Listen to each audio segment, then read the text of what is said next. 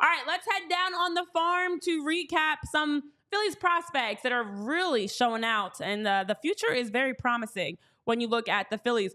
Starting things off, I got to go with, I had him second to be mentioned, but when you hit your first ever career Grand Slam, we gotta talk about you. It's Aidan Miller, who I feel like we talk about every time we're going down to the farm. He's the And headline yes, we do. every time. Because Aidan is really good. It was a 95-mile-per-hour fastball in the zone. He hammered it in the ninth inning for a grand slam. It was his 5th home run of the year.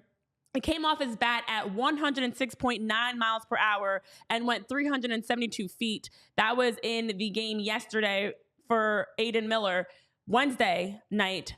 Fantastic to see as he's continuing to climb the standings in terms of prospect rankings. He is sitting in some spots as the number 2 Phillies prospect. And Aidan Miller also is top of the league in doubles. He has a league tying 14 doubles on the season for Clearwater. He's been really good, and he's honestly been consistent as well. He's a power hitter. He's also a versatile guy. As we talk to him, he can play shortstop, third base. He can play in so many different roles, and has had 4 home runs, 21 RBIs, 35 hits, 10 stolen bases in 29 games with a slashing line of 310, 423, 531, and a 954 OPS. Aidan Miller is somebody to absolutely watch, and he's been great to watch so far. Still very young, still very under the radar, not anymore because of his injury, but now he's showing people exactly what he can do healthy when given opportunity, and he's crushing it, literally. So this guy is going to be a major league player. I am 100% convinced that this kid is going to be a major league player. I know he's only in Clearwater, and that is insane to hear come out of my mouth because I am the biggest trade prospects for proven players. Like I'm leading that brigade of always get the major league player if you can. I know that he's only 20 years old, He's 19, like 20, 19 years old. I don't even know when his birthday is. I genuinely believe whether it's at shortstop, whether it's at third base, or whether it becomes a positional need for him to maybe even consider being a corner outfielder. I genuinely believe that this kid is going to be a major league player, and a darn good one at that. He's got the pop, like you talked about. He's a gaps hitter right now, driving in a ton of runs, and as you mentioned, hitting for gap to gap power, a ton of doubles, and I think the positional versatility is huge for him. I would like to believe. My guess is that I believe he's playing shortstop every day in Clearwater. My guess is that he is an everyday third baseman at the major league level, but that, of course, is a conversation for later down the line when you're talking about an Alec Bohm contract. With that being said, if he can be a major league shortstop, and I don't know defensively if he's quite there yet to be a major league shortstop, but I do think that regardless, he is going to be a really good major league player for a long time because he's got a good eye at the plate. He doesn't strike out a ton, and he makes really good contact more times than not. And he's hitting for 319. He's got doubles power. He's hit a couple home runs this season.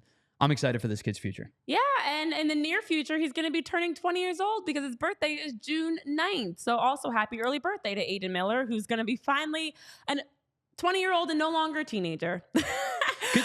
Which is wild to even think about. Can you imagine in your professional setting being described as like for example, while you were in college, could you imagine being described as like a definitive professional soccer player with huge upside, blah, blah, blah. Like that would get to my head so fast. Yeah. I would have the biggest ego I already got a big head. My ego would swell. Well, then if people were talking about let's me go like even this. Younger, Tyler, with 18-year-old Jesus Starlyn Caba, who also is impressing really and doing really well. So for Caba, he's someone that actually cracked the top 100. Congratulations to him.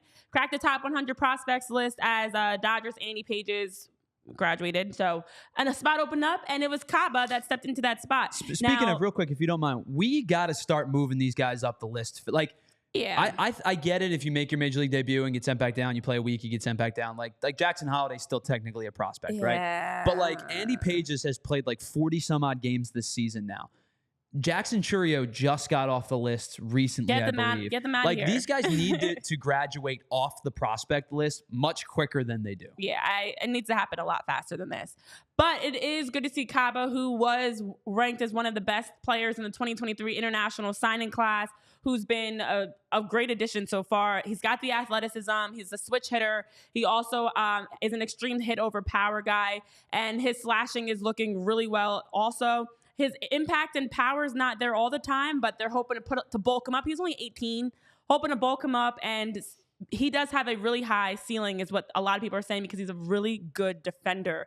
His range, his hands, his footwork, his IQ is all apparently above average, as well as his above average arm. And so far on the season, Starlyn Caba, as he moves to that top 100, has had 55 at-bats. He's scored 13 runs, has had 17 hits, 1 home run, 7 RBIs, 9 stolen bases, and is slashing a 309, 465, 920 OPS.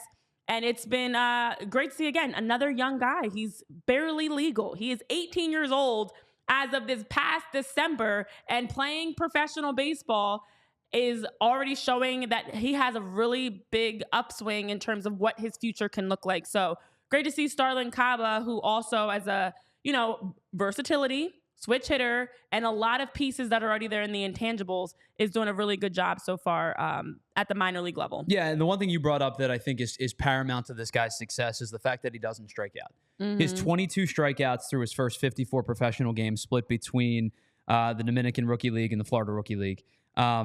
That's really impressive. You talk about like the bat-to-ball skills.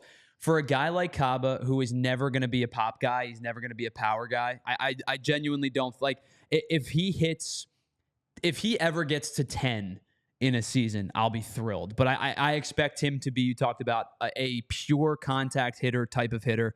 We talked about Justin Crawford's negative launch angle. If Caba is, at a 25, it's 25. He's at a 5 launch angle, and he's able to use his speed to be a premier 300 hitter. That's enough for me. I'm never expecting this guy to have a ton of pop, as long as he gets on base. Because I will say this, I've watched a little bit of his clips, and now highlights are obviously the best stuff. Yeah, he's so smooth defensively.